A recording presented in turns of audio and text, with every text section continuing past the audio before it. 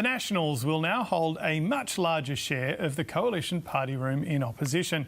For his perspective, let's bring in Nationals MP and the newly re-elected member for Gippsland, Darren Chester, who joins us from Lakes Entrance in Victoria. Darren, congratulations on your personal result on the weekend.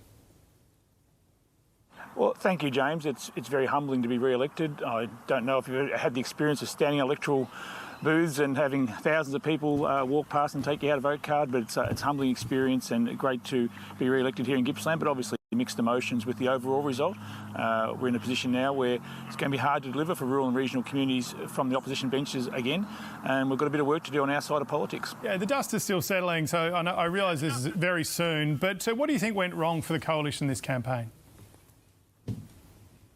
Well, it's important to recognise that during the term of the Albanese government, we were a strong opposition, and I think up until probably Christmas last year, we did a very good job in holding the government to account. But no surprise in terms of the outcome on the weekend, we're seeing that the Labor Party campaigned better than we did. That's the reality of the situation. Labor is very good at campaigning. I hope they get better at governing in this term, because my rural and regional constituents are demanding a better deal from the Albanese government. I'd certainly urge the Prime Minister to meet with me and meet with others from rural and regional communities, and we could explain to him how his policies have impacted our regions and why the regions still voted very strongly in favour of their local Liberal and National MP. Does there now need to be an overhaul of the coalition's policies? For example, do you think that the coalition should keep pushing for nuclear power? Well, I think, James, the first thing we have to do is get through this week and see the counting finalised and know exactly how many members we do have.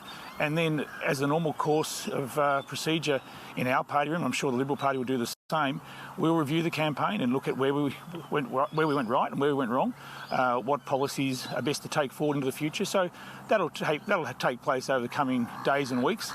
We need to move pretty quickly, though. I mean, we'll be back in Parliament very soon. I'm no doubt it'll be a sombering moment for myself and many of my colleagues to walk back into the chamber and see some of our mates aren't there anymore.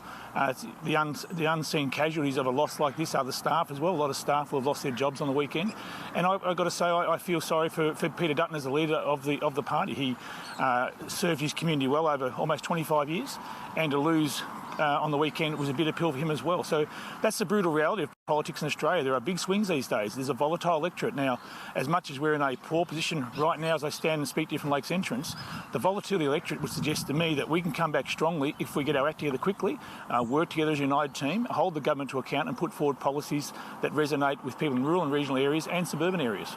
You do have a spectacular backdrop this morning. There's no doubt about that, Darren. Obviously, the Liberal Party is going to get a new leader. There's going to be debate about that. Do the Nationals need a new leader as well? Because it wasn't the best result for your party. And there are some in your party, maybe even you yourself, who would argue that you need to tack a little bit closer to the political centre.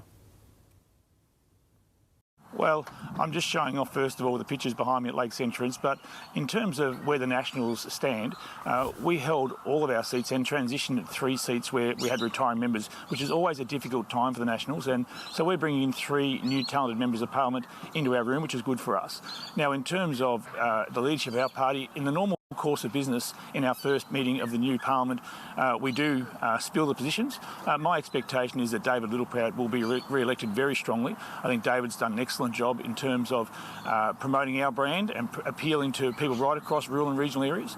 Sadly, Perrin Davey, our deputy, won't be in the party room meeting because of the collapse in the coalition Senate vote in New South Wales. So we will have to find a new deputy leader.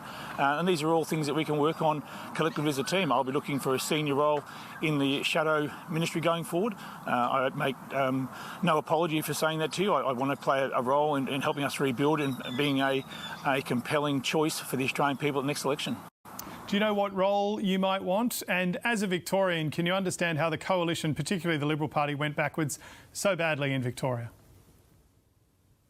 Oh, look, James, I saw, the feedback I received and what I saw on the ground in the rural and regional areas were a lot of people disappointed with the Labor-Greens alliance here in Victoria. I mean, the seat of Bendigo, we've achieved a swing of more than 10% to the National Party with an excellent campaign there. So we've done well in the rural and regional areas. I don't live in the suburbs. I don't quite understand what the suburban people are looking for. So that's where our Liberal colleagues will have to do their close examination of their policy positions and make sure that they are relevant to them going forward. You don't want to panic in these circumstances. You need to be optimistic in the sense that they still have some former cabinet ministers in their party room, people who are talented, have been there before, know what it takes to form a government. And as I said before, it is a volatile electorate, James. Keep in mind, in 1996, there were 84 members of parliament elected on first primaries, like primary votes. In 2022, there are only 15 members elected on their first votes without going to preferences. I haven't seen the final numbers here, but I'm expecting the number of members on primary votes will have dropped again. So the splintering and the fragmentation of votes is something which is a fact of life now in Australian politics, and we need to get better at harnessing preferences to get our members elected. Yeah, I think you might be one of the few who gets elected on first preference votes. Just before I let you go, Barnaby Joyce was kept out of the spotlight for this campaign. It's now been revealed that he has a substantial health issue and is getting surgery today. Do you have a message for him?